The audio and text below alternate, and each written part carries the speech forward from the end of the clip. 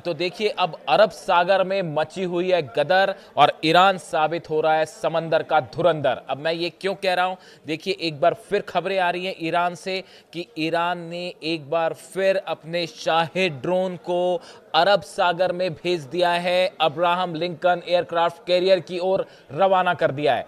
देखिए कल हमने आपको वीडियो बनाया था और बताया था कि किस तरह एक शाहिद ड्रोन जो है ईरान का, उसको अब्राहम लिंकन के बेहद करीब आया।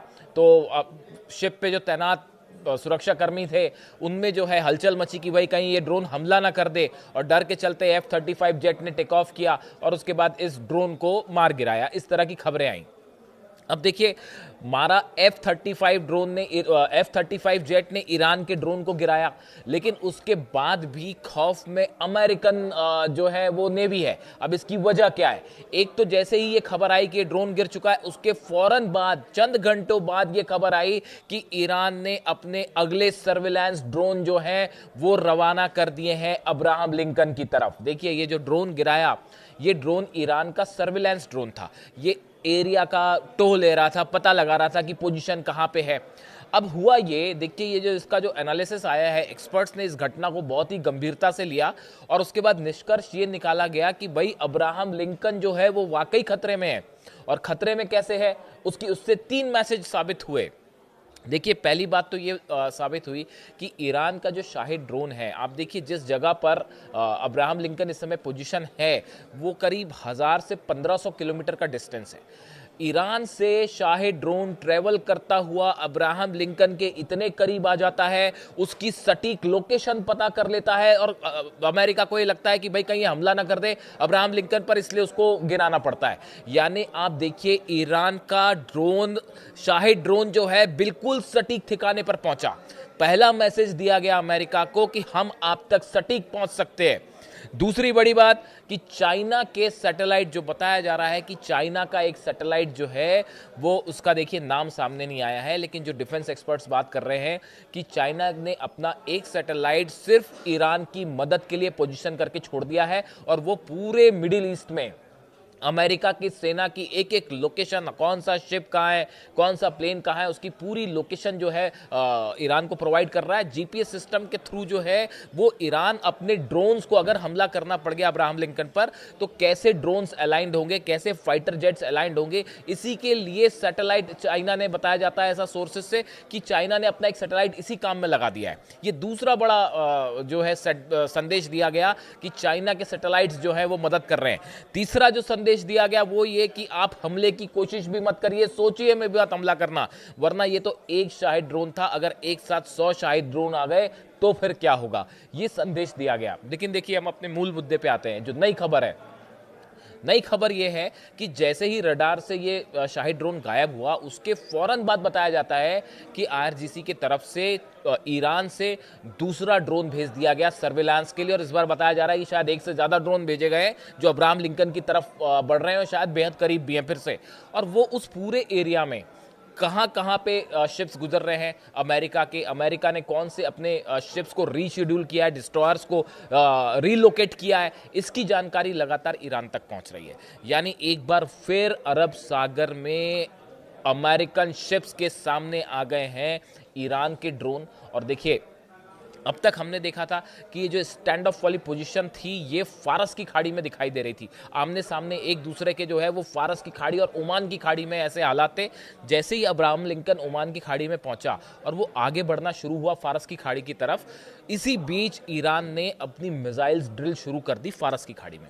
और वहाँ पे जो एंटी शिप्स मिसाइल्स फायर की गई, अबू मेहदी, मैंने अपने एक वीडियो में आपको बताया भी, जो अपने एंटी शिप मिसाइल्स फायर की, उससे ये लगने लगा अमेरिकन एक्सपर्ट्स को कि अगर ये मिसाइल्स जो है वो एक भी मिसाइल हमारे ऊपर फायर हो गई, और अगर हाइपरसोनिक मिसाइल्स का देखिए कोई भरोसा नहीं होता, सिस्टम्स हैं लगे हुए हैं, लेकिन ज़रूरी नहीं है कि ईरान की मिसाइल को रोक ही लें, क्योंकि हमने देखा 12 दिन की जंग में रोकना मुश्किल हो गया था।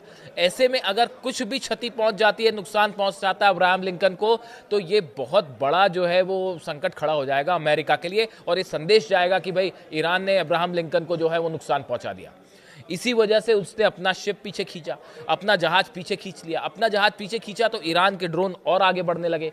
देखिए, ये ईरान और चाइना की तरफ से बताया जाता है कि एक बहुत बड़ा प्लान था ये ड्रोन गिरना और ड्रोन करीब पहुंचना।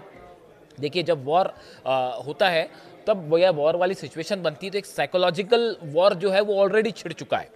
अमेरिकन जेट्स अगर ईरान की सीमा के करीब आते हैं तो ईरान के ड्रोन्स भी जा सकते हैं एयरक्राफ्ट कैरियर के आसपास और आसपास के ऊपर।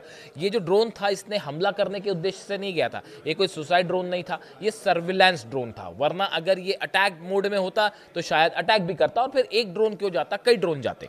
तो ऐसी सिचुएशन में अब ये माना जा रहा है कि ये एक बड़ा चिंता का मुद्दा बन गया है। अब्राहम लिंकन जो है इसको सेफ कैसे रखा जाए।